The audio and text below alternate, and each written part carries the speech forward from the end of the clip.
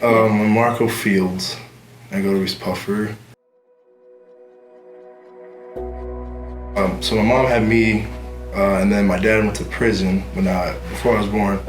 And then he was in there for about 15 years, 13 years. And then during that time, my mom got with like a bunch of dudes that abused her, abused me and my sister, or would just verbally abuse us. And then she obviously, her dad's a pastor, so she found God and Jesus. And then she stepped up, took us and herself out of situations. And then around 9 or 8, I finally met my dad once. Then he was still in prison. I left, and then I got to meet his side of the family, so his sister, and I went and visited them, but they were so I guess, against different races that aren't black. And so she hated that I grew up with a white family. You know, she would call me names, she would hit me, push me downstairs and stuff.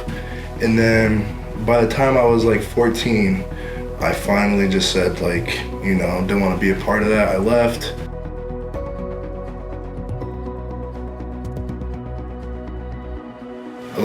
I'd say 4 weeks ago, my mentor Lori knew my backstory, took me to church and I guess lead me to God and Jesus. And she took me to this church called Fellowship Church, and we ate lunch there. She was asking me how I've been, have I been talking with Jesus and stuff. I told her no, because I don't really know how. So then we went to the back of this church that had a cross, and she said have I ever gave my heart to God? I said no. So then we went to this cross and I put my hand on it, and she was saying the verses Dear Heavenly Father, please cleanse his soul. And as soon as it happened, there was a big gust of wind that flew by us, and I felt a lot different. I felt healthy, I felt good, and I could feel God when I talked to him.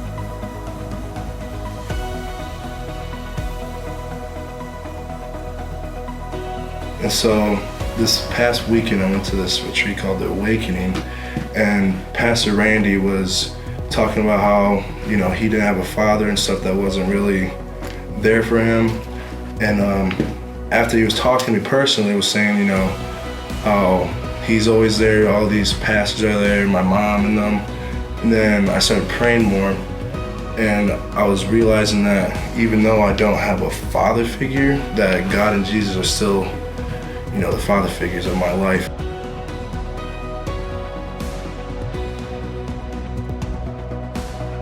One, Brennan, they all helped me, but Brennan, I guess, had a big, impact on me because of his story that he shared with me was kind of similar.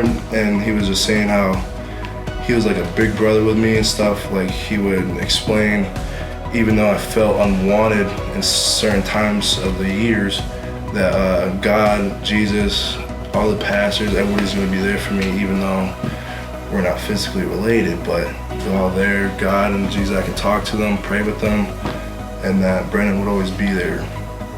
I'm learning a lot that even though most kids can't they feel that he's not there, but he truly is, because there's just a lot of things you can say with him and talk with him that most kids won't be comfortable with. But just know that he's there, and then you just have to just keep talking with him.